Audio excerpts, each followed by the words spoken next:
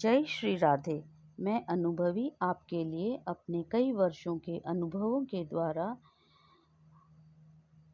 आपको बताने जा रही हूँ, जिससे पितरों को आत्म शांति प्राप्त हो सके। ये अनुभव स्वयं मेरे साधकों के जीवन में अनेकों बार घटित होते आए हैं। जिस प्रकार उन्हें साधक व पितरों को आत्म शांति प्राप्त हुई, उन्हीं में से कुछ अनुभवों की व्याख्या बता रही हूँ। अगर कुछ आपको पसंद ना आए, उसकी मैं पहले ही क्षमा मांग रही हूँ।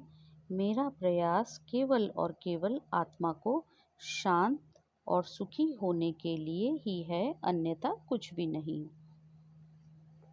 प्यारे बंधुओं, पितृ हमारे वो पूर्वज होते हैं जो हमसे पहले इस शरीर पर जन्म लेकर पूर्ण जीवन या आयु बिताकर मृत्यु को प्राप्त हुए, फिर पितृलोक में विचरते हैं।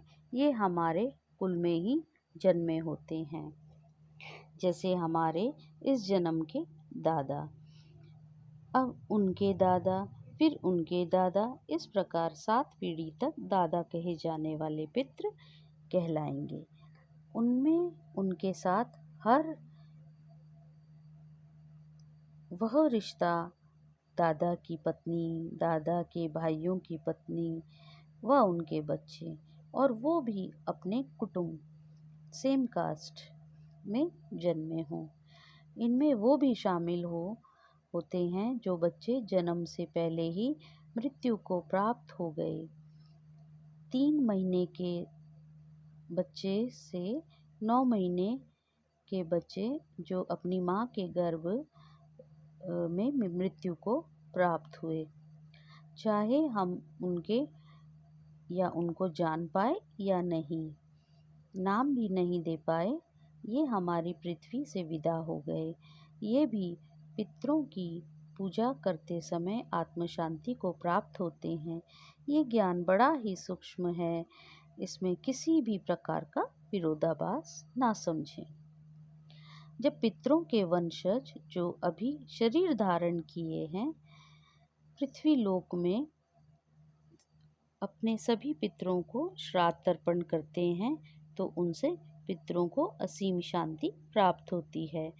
अगर वंशज बिना कारण भी समय समय पर पौराणिक विधि विधान द्वारा पंडितों और आचार्यों से अनेक मांगलिक पर्वों में या मांगलिक पर्व शुरू होने से पहले अपने पितरों को अर्धपूर्ण श्रद्धा से दिलवाते हैं, तब भी पितरों को आत्म शांति मिलती है। मांगलिक पर्व मतलब शादी, बच्चे का जन्मदिन, सालगिरह, भागवत करवाना आदि। इन सभी से उनका सूक्ष्म शरीर, जिसे हम प्रायः अपनी आँखों से नहीं देख पाते, वह शरीर पुष्ट होता है।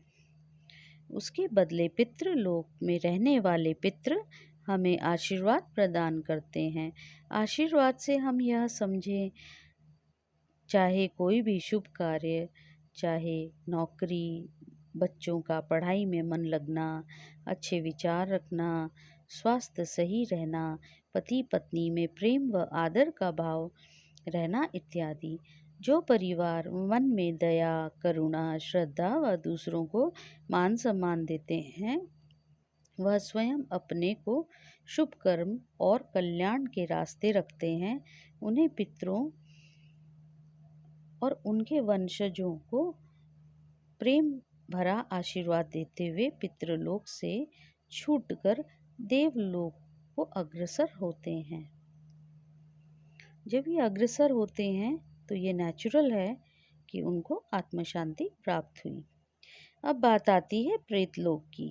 वो प्रेत जो आत्मा, जो हमारे कुल में जन्मे मनुष्य, जो अपने जीवन से बहुत ही अतृप्त रहे हों, जैसे जीवन भर पेट भर भोजन न मिलना, गहरी बीमारी से लड़ते हुए दुखी होकर मरना, अचानक एक्सीडेंट में मर जाना, किसी के द्वारा रंजिश से हत्या हो जाना, आत्महत्या कर लेना, जीवन में बहुत उम्मीदें रखना इत्यादि। इस प्रकार के कारणों से मृत आत्माएं दुख को प्राप्त हुए प्रेत योनि में विचरती हैं। समय समय पर वह अपने घर के लोगों के शरीर में वास करती हैं, कभी एक शरीर कभी दूसरे के शरीर। इसमें यह जरूरी नहीं कि वह अपने ही लोगों को परेशान करें, परंतु ये कुटुंब के बाहर के लोगों को भी परेशान करने से नहीं चूकती। इनकी परेशानी का कारण यह होता है कि वह अपनी जब उनकी मृत्यु होती है तो ये शरीर नहीं छोड़ना चाहते, परंतु आत्मा को शरीर से जाना ही पड़ता है, क्योंकि शरीर की लोग अपने विधि विधान से कर्मकांड करवाते हैं। शरीर पंच भूतों में विलीन हो जाता है, परंतु उस प्रेत की आत्मा अतृप्त रहने के कारण वह किसी भी शरीर को अपनी आत्मतृप्ति के लिए धारण कर लेता है और उसे अपना शरीर समझने लगता है। पते की बात यह है कि जिस शरीर को प्रेत धारण करता है वह मनुष्य वही सब करता है जो प्रेत चाहता है। मनुष्य को अपने ऊपर का कंट्रोल लगभग खोने सा लगता है। लगभग कुछ ही प्रतिशत उसका अपने ऊपर कंट्रोल रह जाता है। मनुष्य को ज़्यादा कुछ समझने की शक्ति, अपना विवेक पर काबू नहीं रहता। उसका व्यवहार इस प्रकार के कार्य प्राय करने लगता है, जैसे आधी रात को उठकर बाहर जाने के लिए दरवाज़ा खोलने लगना, ज़रूरत से ज़्यादा बार बार खाना मांगना या खाना ऊंची दीवारों पर बिना डरे चढ़ जाना। अगर कोई उसकी आंखों पे भी देखे तो वह गुस्से से आंखों को लाल कर देगा। पलके कम झपकना, किसी साधु या अधिक भागवत करने वाले इंसान को देखकर घबराकर उससे दूर भाग जाना, इस प्रकार की अजीबोगरीब हरकतें करना, ये प्रेत उस मनुष्य की प्राण शक्ति पर हावी रहते हैं। परंतु जरूरी भी नहीं, कभी कभी मनुष्य दिमाग की बीमारी से भी इस प्रकार के व्यवहार करते हैं, परंतु बीमारी पकड़ना या प्रेत को देख पाना ये सूक्ष्म विद्या से ही पता लगता है। अब ज़्यादा न लिख पाने के लिए क्षमा मांगती हूँ। मुझे तो केवल थोड़ा पितरों एवं प्रेत के भेद को आपको बताना था, जो अभी बहुत ही कम बताया है। अब आप माने या ना माने, मैं सभी के विचारों को प्रणाम करती हूँ। सदा खुश रहें और भाग्य ईश्वर आपको सदा प्रदान करे। अगर आपको यह लेखन अच्छा लगे तो ज़रूर कमेंट बॉक्स में लिखें, लाइक करें, सब्सक्राइब करें। जय श्री राधे।